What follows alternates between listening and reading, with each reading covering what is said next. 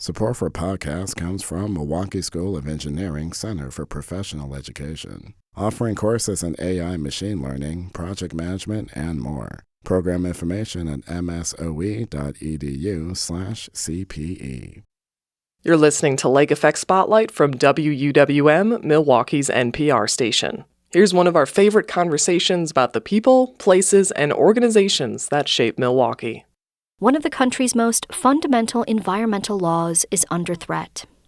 President Trump is rolling back NEPA. That's the National Environmental Policy Act. NEPA requires federal agencies to consider a project's potential environmental impacts before deciding whether to approve it. The Trump administration claims scaling back NEPA will bring infrastructure and energy projects to life without unnecessary delays. Ron Eckstein is very familiar with NEPA.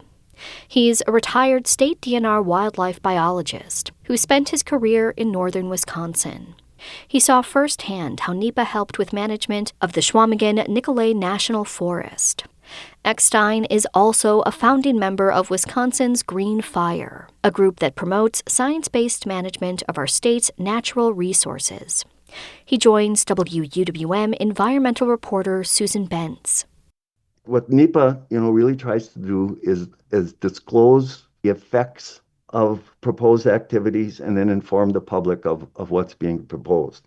And looking at cumulative impacts, right? You want to think That's very important. Just not very today, important. but over time. Yes. First, there's a proposal.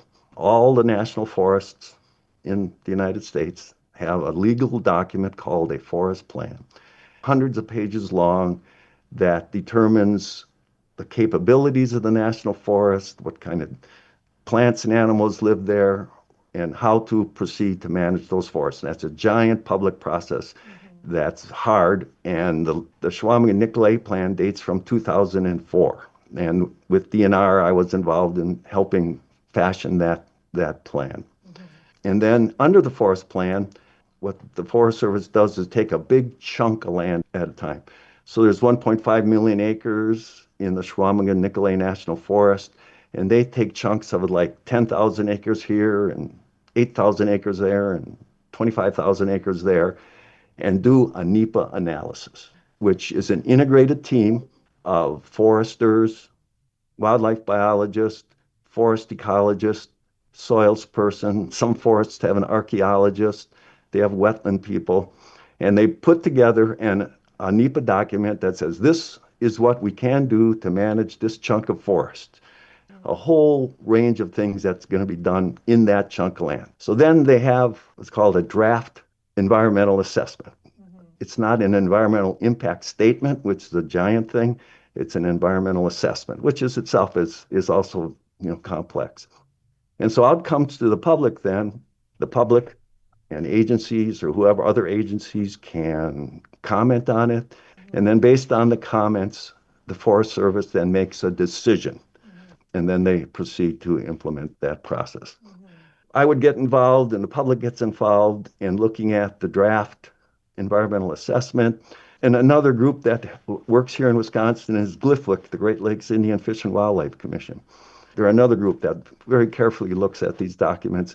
And they say, well, over here, we know there's this kind of habitat, and we really wish you wouldn't do this instead. And so the Forest Service can make adjustments to their plans based on that. And in some cases, and this happened in Wisconsin during the late 1970s and 80s, environmental organizations can appeal these decisions and take the agency to court. And here on the Chequamegon-Nicolet, for the most part, those types of activities where an organization has taken the Forest Service to court, they've lost. The Forest Service won, mainly because they have the science and the data behind their decision.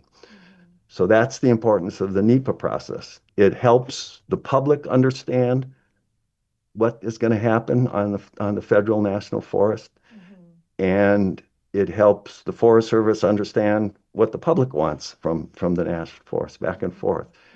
And the NEPA process provides that. Is there a particular issue or time in which you felt, boy, this NEPA is so critical to the health and future of this forest? Yeah, the biggest decision for the management of the Chequamegon-Nicolet National Forest occurred in 2004. And that's when the forest plan was adopted. We were really lucky in Wisconsin. We had a really good bunch of managers and scientists working with the National Forest to develop a forest plan. My thinking is the Chequamegon-Nicolet plan is a top-notch plan because it takes into consideration all of the different aspects that the public wants from a national forest. So not only timber harvest, but fish and wildlife habitat, watershed, water quality, recreation, aesthetics, wilderness, state natural areas. That was the biggest decision. And the plan did one important thing, and that is decided the forested wetlands. So, forests occur on uplands, dry uplands, different soils. And forests also grow on wetlands, on peatlands and mucklands. And these are where tamarack and spruce and white cedar grow on these habitats. And the forest decided in 2004 that they would not enter the wetlands, they leave those alone. So that's a giant step for biodiversity because a lot of the forest biodiversity occurs in wetlands and forested wetlands. Let's fast forward to today and what's happening when it relates to NEPA. The new Trump administration comes in. There are two presidential executive orders. One is unleashing American energy on the public lands. And the second is stripping the Council on Environmental Quality from issuing binding NEPA regs.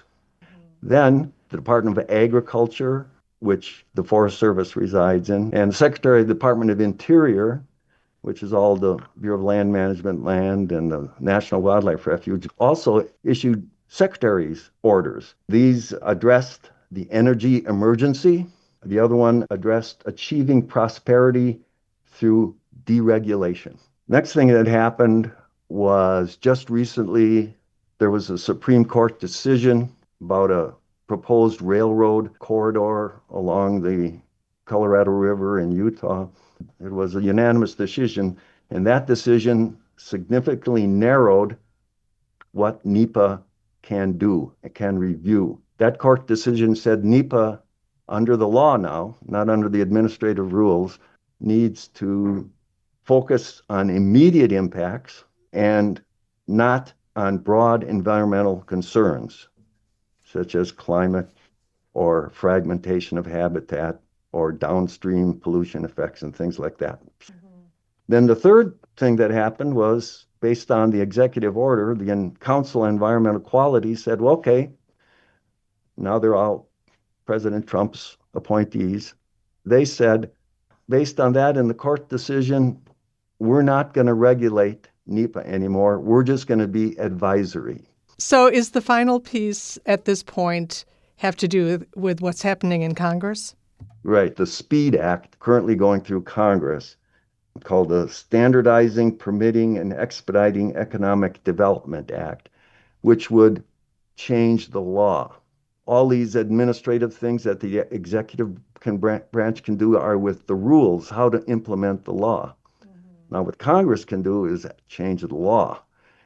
It redefines what is a reasonable, foreseeable impact.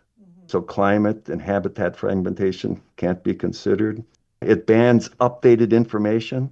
So say there's a NEPA document, and then this is what we're going to do, and then suddenly an endangered species is found right in the middle of what they're going to do.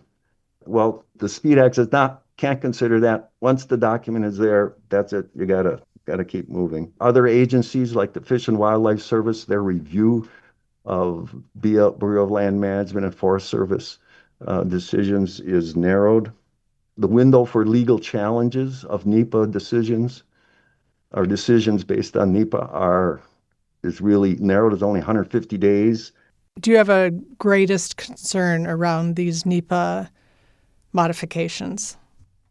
Without the SPEED Act, the next president could change all the executive orders and the Council on Environmental Quality and all the things to do with NEPA. But when the Congress changes the law itself, that really is permanent. And it would be very difficult for a different Congress to go back and undo that. They could, but it'd be very difficult.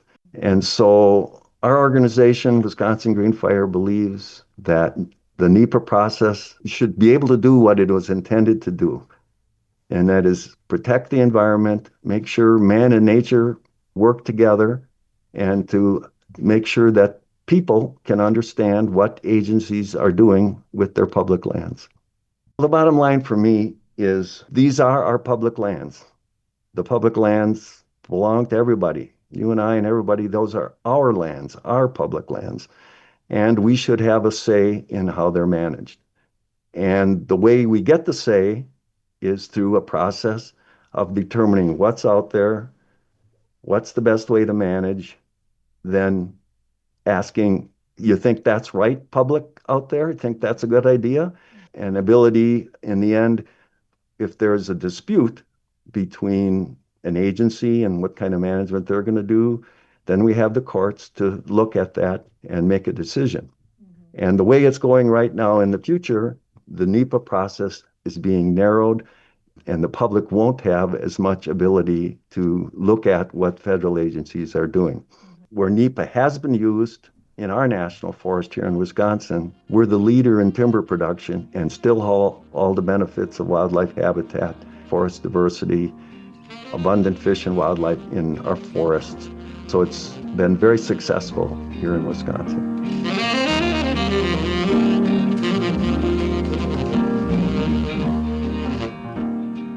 Ron Eckstein is a retired Wisconsin DNR wildlife biologist and a founding member of Wisconsin's Green Fire. He spoke with WUWM environmental reporter Susan Bence.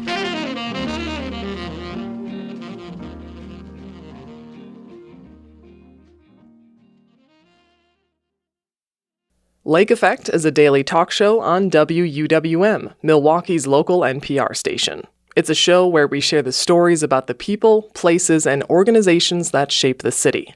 If you enjoyed this episode of Lake Effect Spotlight, subscribe to the podcast. You can find all of Lake Effect's conversations at wuwm.com/lakeeffect, and we're on the radio Monday through Friday at noon on 89.7.